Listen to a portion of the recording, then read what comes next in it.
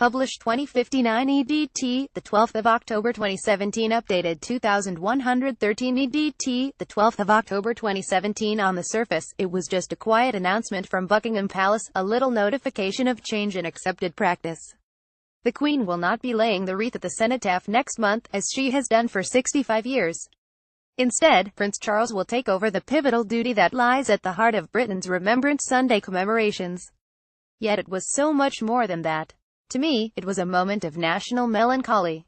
It was a cloud passing across the House of Windsor, a portent of what is to come, the mission creep at the end of the Queen's reign. And what will come after that, God knows.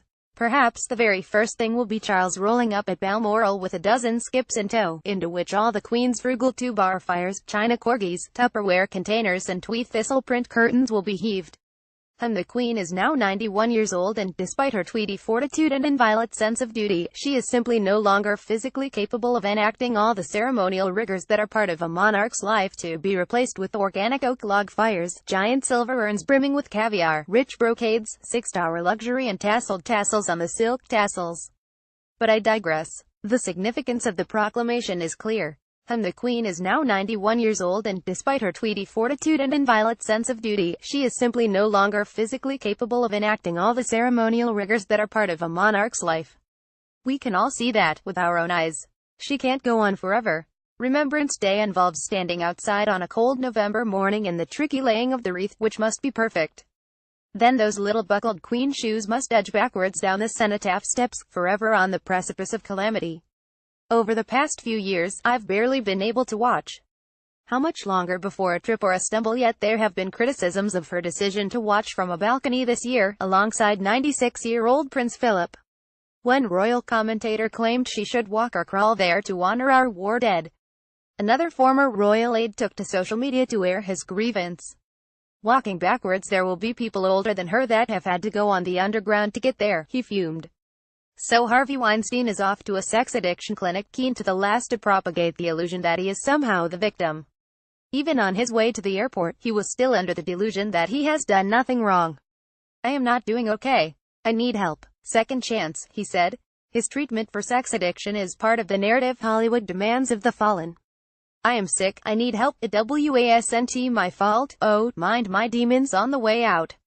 Actress Cara Delevingne, pictured with Weinstein's wife Georgina Chapman, told how he tried to kiss her, but she dodged his advances and sang to distract his attention. No matter what the wrongdoing might be, drugs, drink, that pesky addiction to prescription painkillers, the bad person must seek a cure, and then forgiveness.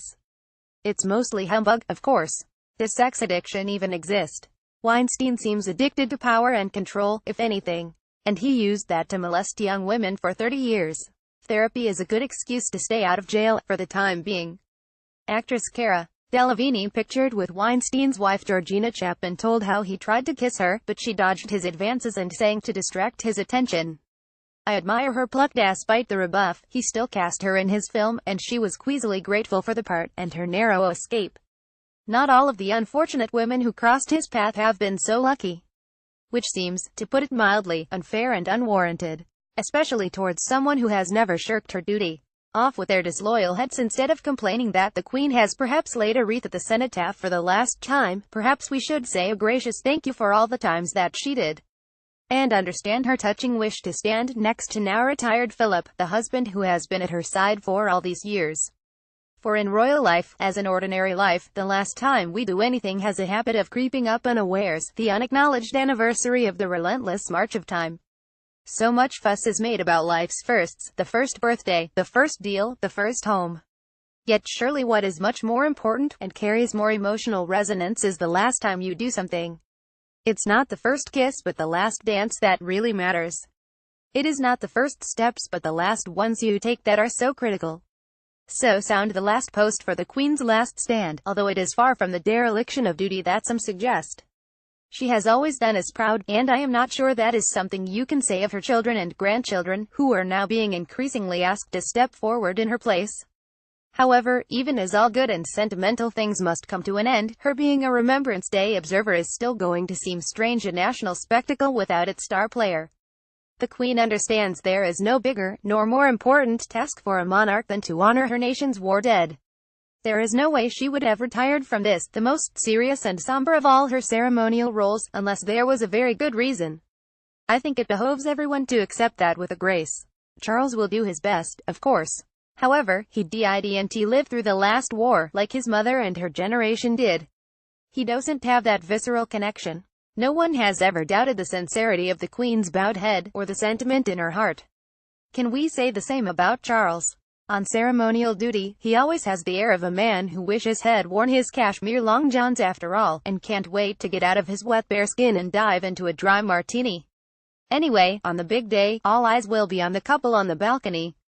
As long as they are still here, we've got to make the most of them. As I said, you never know when the last time is a-coming. Is it time to ban actors and celebrities from writing children's books? Two lot of shameless horrors have noted the success of David Walliams, whose best-selling fiction for young readers is an established favorite, and stampeded into the lucrative arena like Gruffalo on Heat. Claire Balding has dashed off some old tosh about horses, while Dermot O'Leary, George Galloway, Frank Lampard, Julian Clary and Fern Cotton are all in there, vying to be the next big thing on the little ones' reading lists. Of course, celebrity-type and children's books are nothing new. From Madonna's English Roses, Ricky Gervais and his Flanimals, and Sarah Ferguson's Budgie the Little Helicopter, celebs have been keen to become authors without having to bother with all that complicated nonsense about proper plots and grown-up writing. Listen, you don't have to be able to string two words together, so long as you can read the royalty check. It's so unfair on genuinely talented children's authors, who are being edged out of the market by these upstarts. And the children are missing out, too. In just over 20 years' time, care homes will be the place where most people will die. I suspect that will include me, if I make it that long. No children, no dependents. Who is going to look after mad old Jan in my dotage, except someone with a grudge from Outer Minsk who will certainly put ground glass in my poultices and hide my dentures. It doesn't bear thinking about, but think about it we must. Just over a fifth of people now die in a care home, but the number will more than double to 230,000 a year by 2040, according to research by King's College London. With life expectancy soaring, the oldest old over 85 make up almost half of people who die, and many do so with multiple illnesses including dementia, heart disease and cancer. Researchers say there is an urgent need to ensure adequate bed capacity, resources and training of staff in palliative care in all care homes, and one can see why. I don't much look forward to being one of the oldest old. Cheerful types always say it is better than the alternative. Sometimes, I'm not so sure that it is. Last time I saw Diana Moran, she was thwacking across a television studio in her gynecologically frank leotards, encouraging viewers to keep fit. Known as the Green Goddess, Diana appeared on BBC breakfast shows in the 80s, teaching us all how to do the monkey stretch, don't ask and bunny jumps before breakfast. She was always absolutely jolly, super-duper blonde and posh, all cut glass vowels and effortless middle-class white privilege. With her perfect grasp of the Queen's English and faultless manners, Diana Wright would never get on the BBC now. Miss Fonda left underwent a total hip replacement in 2005, just a few months after having a knee replacement. Not in a million years, unless she had a walk-in part in a Joanna Trollope drama, or Louis Theroux was dispatched to make a slyly mocking documentary about her. Now aged 78, Diana has popped up to criticize her old keep-fit rival Jane Fonda, suggesting the actress punishing going for the burner aerobic routines have more or less crippled her. I'm somebody that just thinks of more natural things, she cooed at the Cheltenham Literature Festival. I was doing moderate exercise. Jane Fonda was doing all the other stuff, and she's had hips and all sorts of things done. Miss Fonda underwent a total hip replacement in 2005, just a few months after having a knee replacement.